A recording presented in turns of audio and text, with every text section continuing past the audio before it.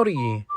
It's Saturday morning and it's time for another episode of your favorite podcast. This is Untold Tales from This Side of Nowhere, and I'm your host, Connor Jones. I'm here bringing you another story from just about as close as you can get to the middle of nowhere, and that is Poverty Flats, Wyoming. And this week, we are bringing you the off-road edition.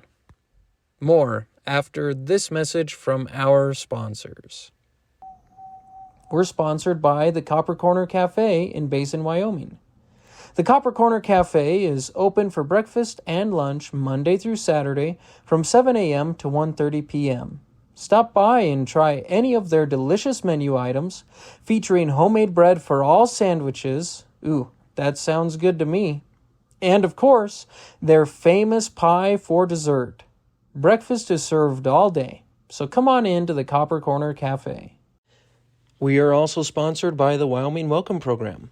The Wyoming Welcome Program offers two services to local businesses: Table Talk and the Wyoming Welcome Baskets.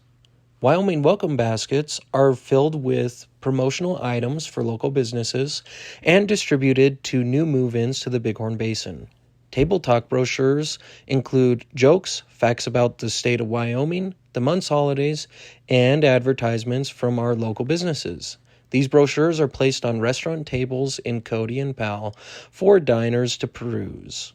So if you'd like to get your business name out there, please contact the folks at the Wyoming Welcome Program by shooting an email to Haley J, that's HALEYJ, at wyomingwelcome.com. Like I said, this is the off-road edition this week, and we're going to be talking about getting vehicles stuck. I trust many of my listeners have some experience on this topic, but if you don't, then this is the best place to get started, because we're going to talk about how to get a vehicle stuck. It's a time of year when people are generally practicing the art form of vehicle sticking.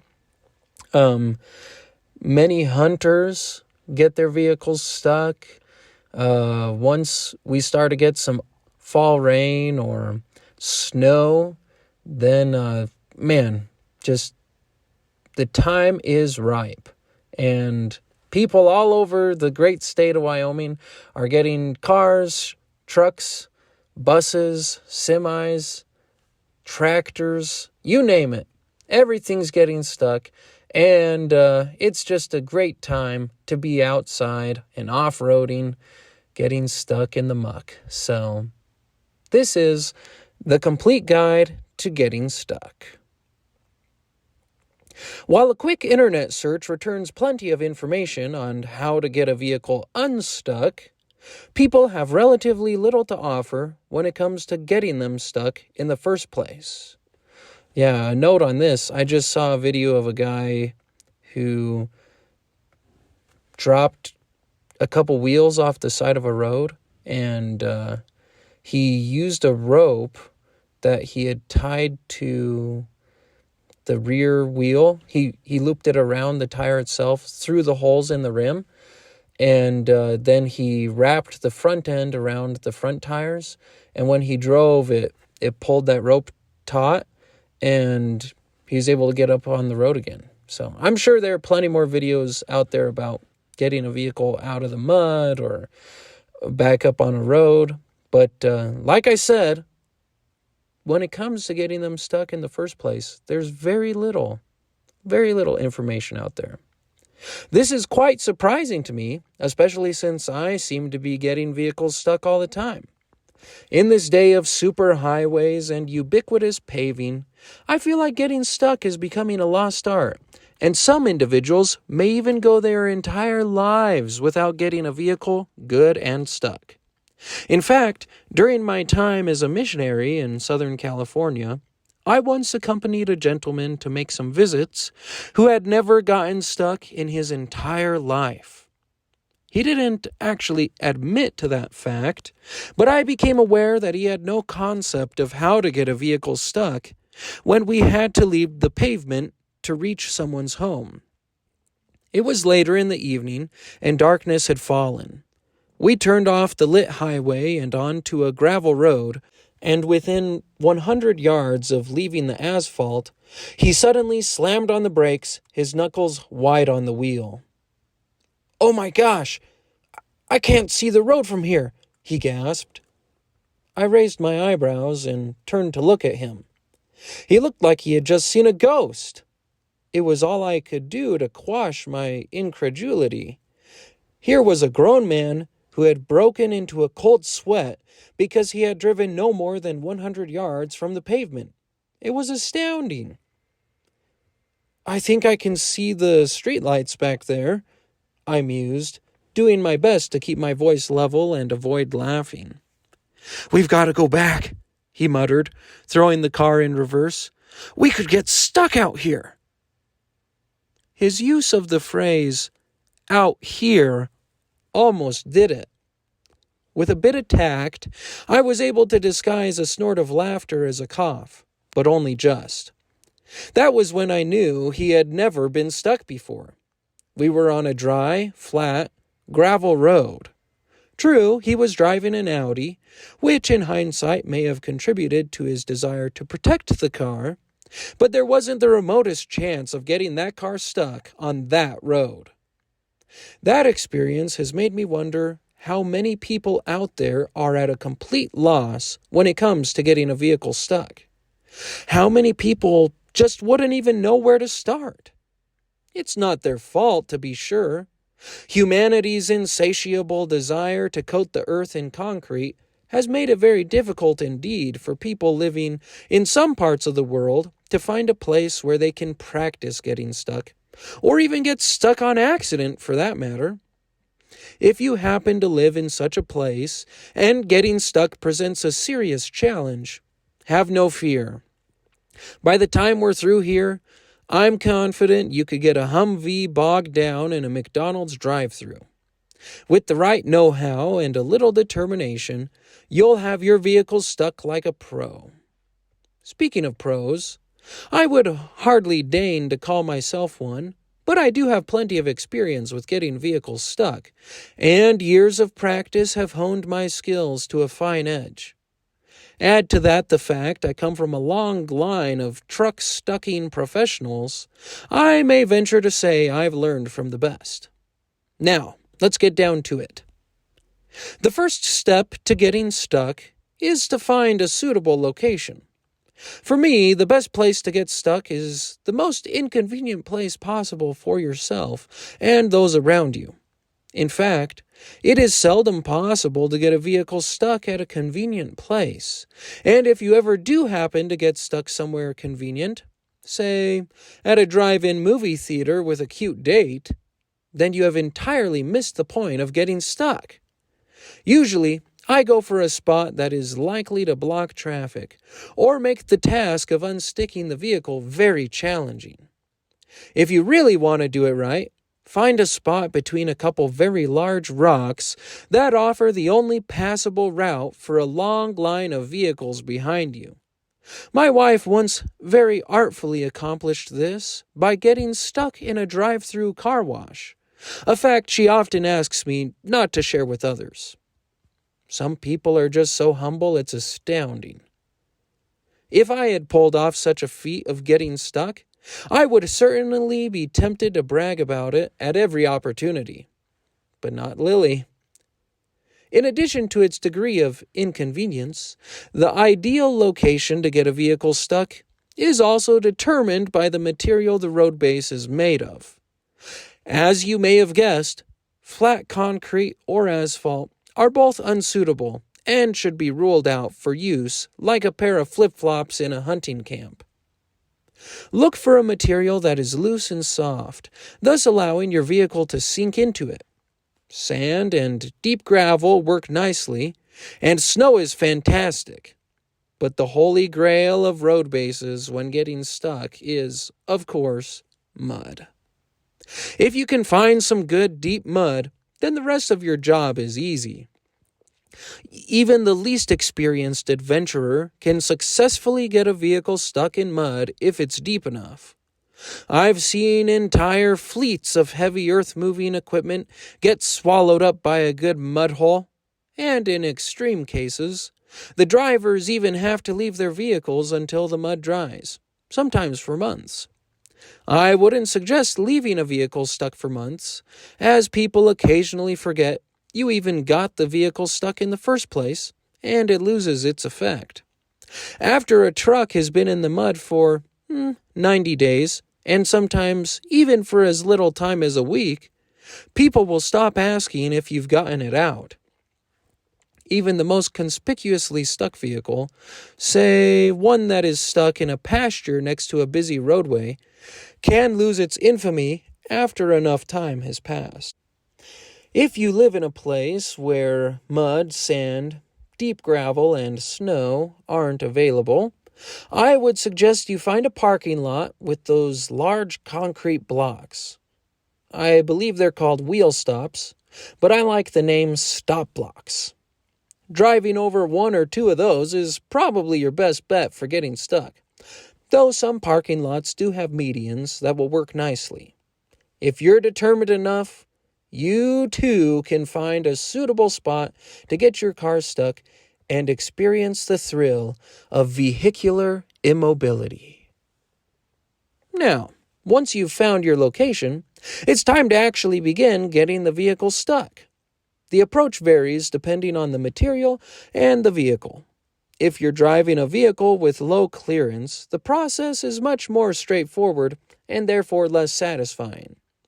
Usually with a small sedan or a minivan, you can follow these simple steps to get stuck. 1.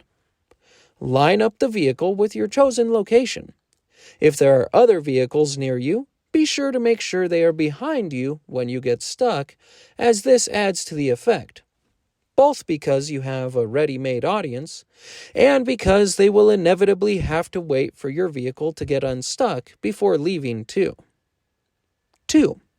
Apply the accelerator and advance into the vehicle's sticking substance.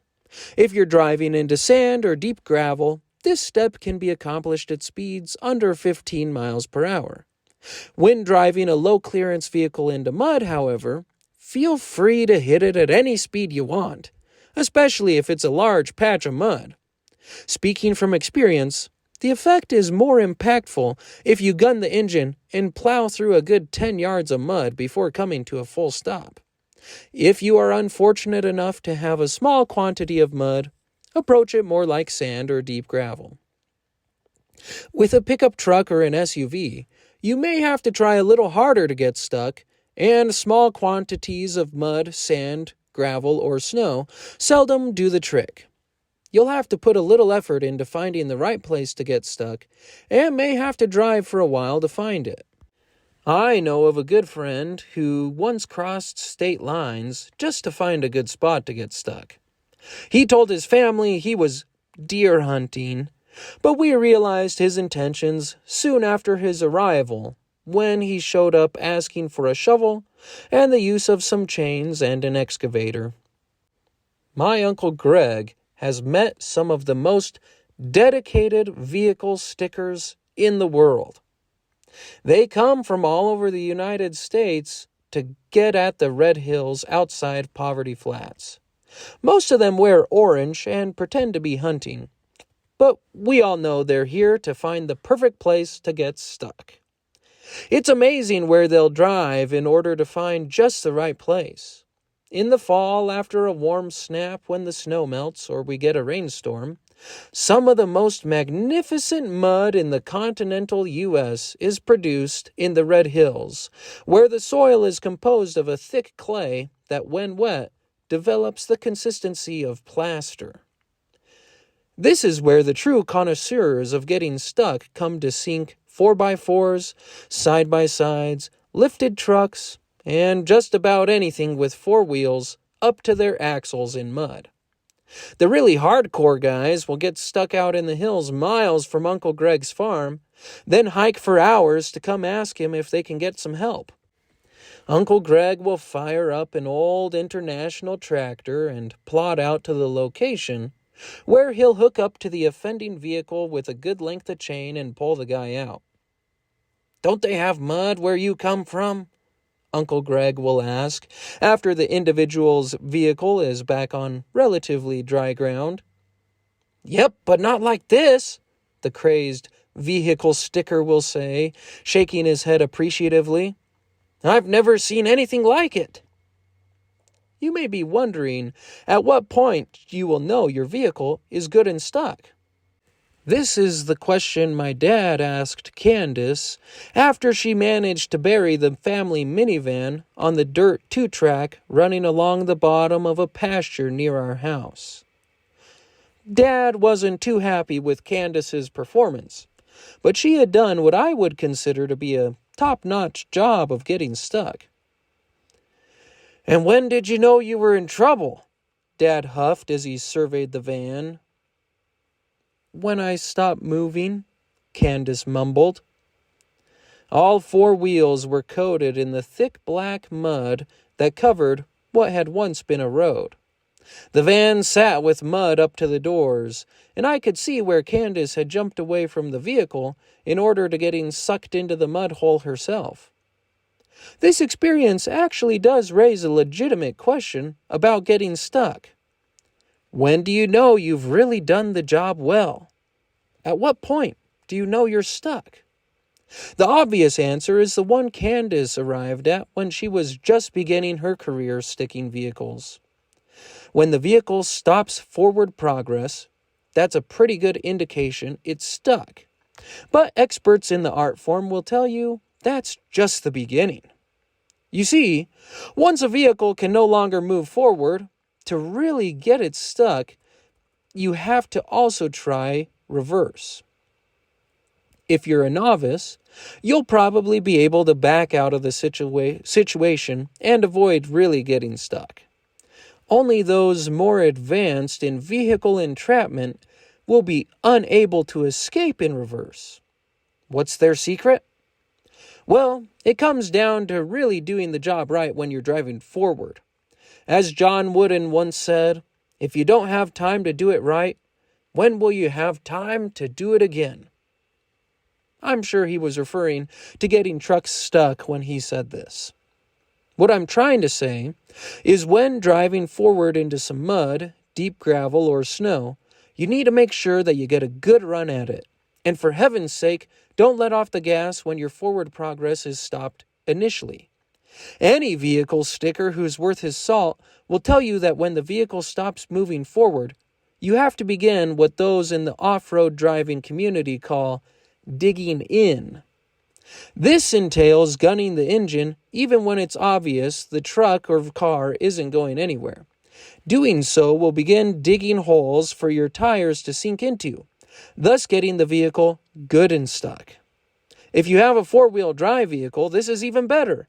A 2-wheel drive vehicle lacks the ability to dig 4 holes and is thus easier to drag out of a sticky situation.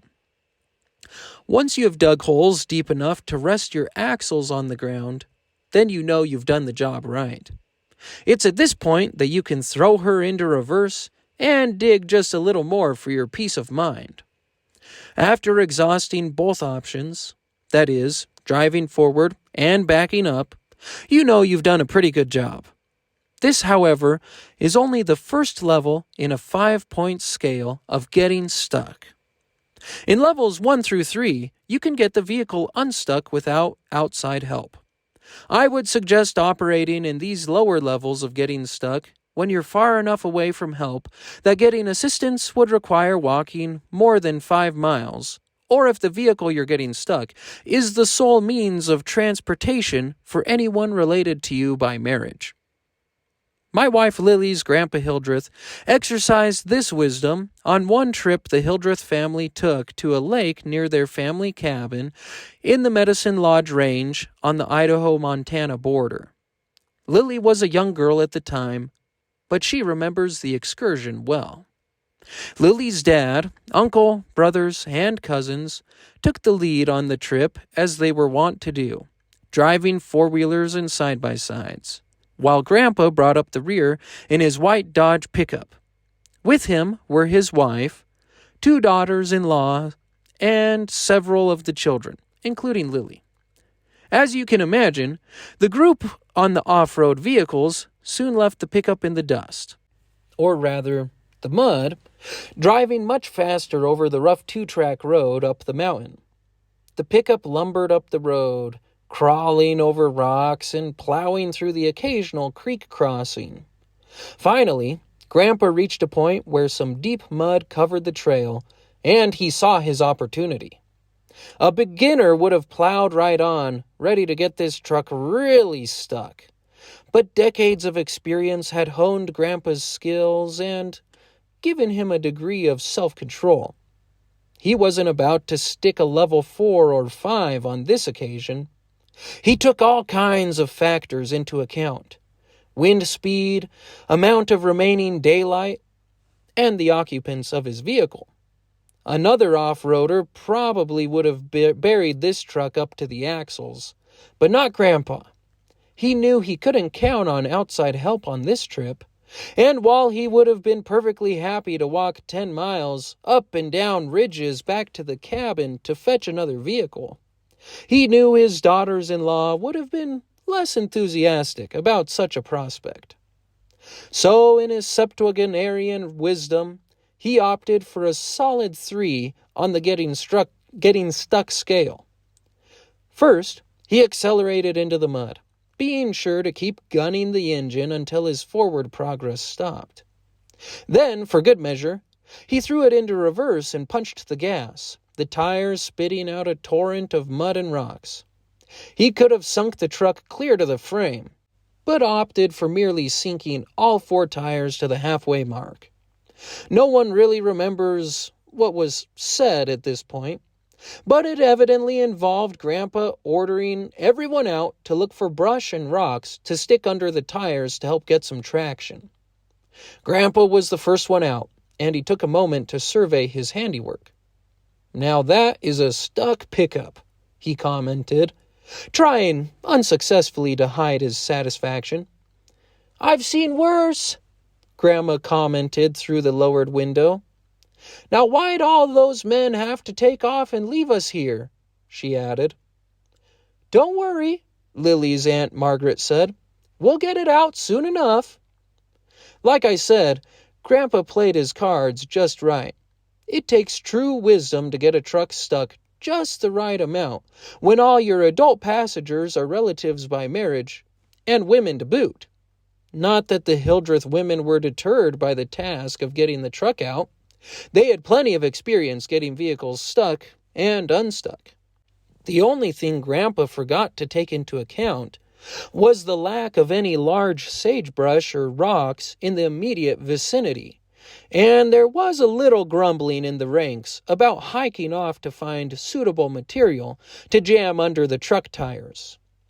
Luckily, most of the irritation caused by Grandpa's truck-sticking skills was directed towards the men who had driven off and left the truck behind. It takes a true master to both get a vehicle stuck and direct any blame for the inconvenience towards someone who wasn't even driving the vehicle. Grandpa got to enjoy the satisfaction of really getting a truck good and stuck, and he didn't even get in trouble for it. Okay, Grandma may have been a little annoyed. Grandpa's truck sticking would have ranked a strong 2 or possibly a low 3, but it definitely didn't enter the upper range of the scale.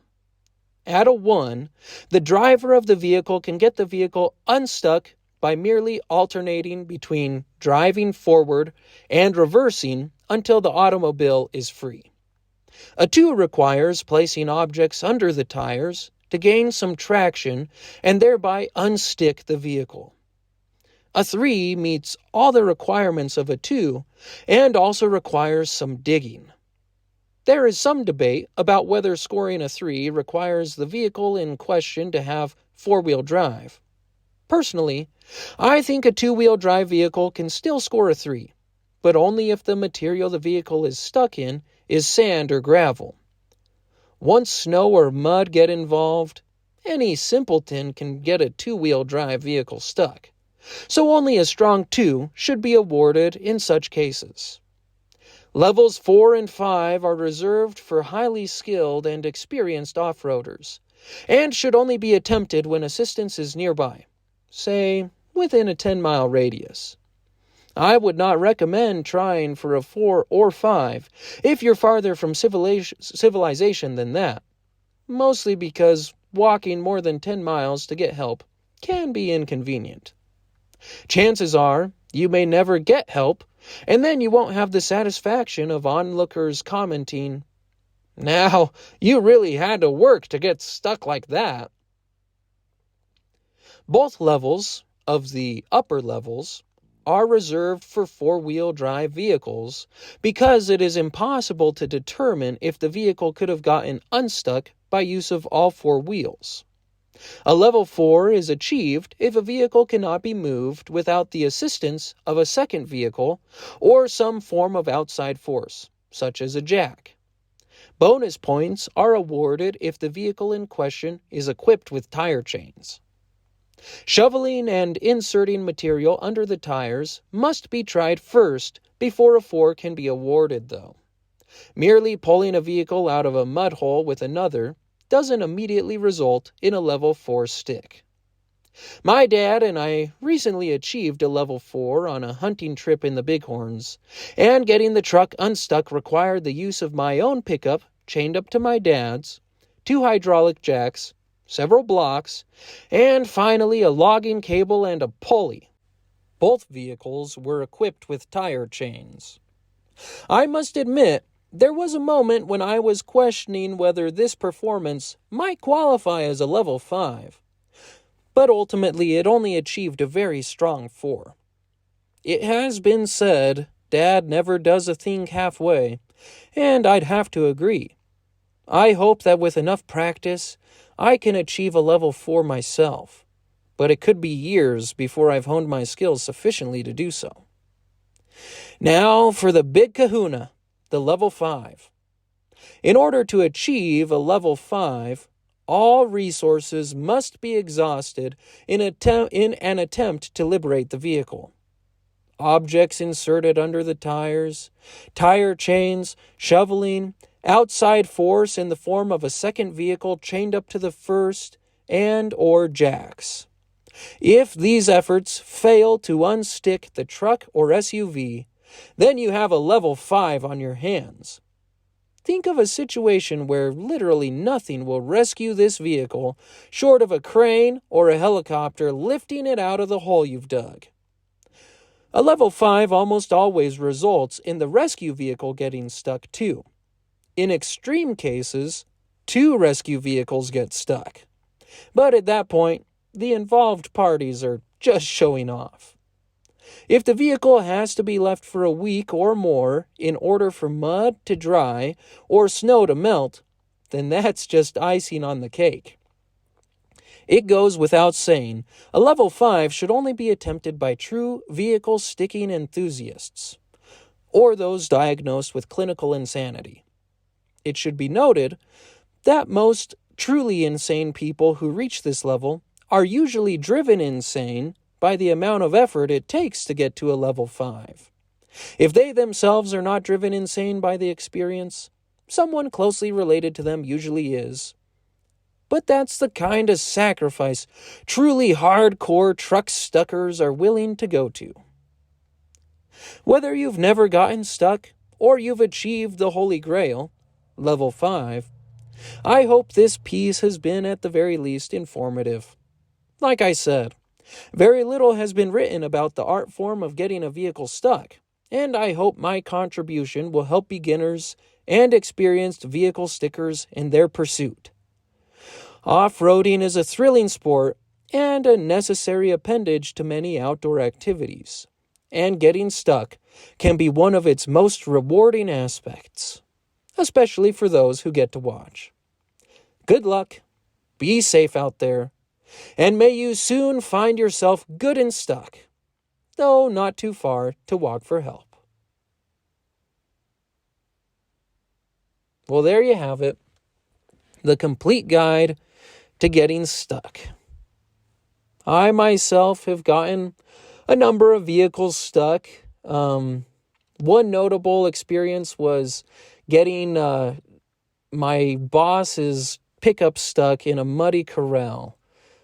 Adam and I were working a summer job in high school, and we had exhausted most of the work that the farmer had for us. And so he asked us to remove some old corral fence in a cow corral near his house. And we found out pretty quick that wet manure mixed with mud makes a really good material for getting a vehicle stuck. Recently, I haven't had as many opportunities. I've tried. Let me tell you, I've tried very hard to get vehicles stuck, but I've been driving a four-wheeler in a lot of the worst places on the mountain this past couple of summers, and it's hard to get a four-wheeler stuck. My wife will tell you, I did manage to get our Honda Accord stuck one Sunday afternoon in the spring of 2023. We drove up on the bench above Powell, and I managed to get the car stuck in some mud while wearing a suit and church shoes. And I thought Haley would appreciate that one more, but she wasn't too impressed. So, if you're listening to this podcast, chances are you have gotten a vehicle stuck, and I'd love to hear about it. Please send me an email, comment on Facebook when this episode drops, or get in touch with me. My email address is untoldtalesthepodcast@gmail.com. And I just wanted to mention, we recently got ranked in the top 60 Wyoming podcasts. So that list is available at Feedspot. So if you go to podcast.feedspot.com and search Wyoming podcasts, we made the list. Yeah, I didn't know there were 60 podcasts in Wyoming, but according to Feedspot, Untold Tales from This Side of Nowhere ranks number 23 out of 60. So, as my cousin Corey would say, this is the top podcast about Poverty Flats. So, not too surprised we made the list, but it's exciting. So, please rate and review the podcast. If you don't leave a 5-star rating, then don't leave one at all. But I'd be happy to get your feedback, and rating and reviewing the podcast makes it easier to find. So, thank you so much for listening. And as always, this has been another Untold Tale from This Side of Nowhere, where we work twice as hard for half as much and still find time for the important things, like fishing. See you next time, folks.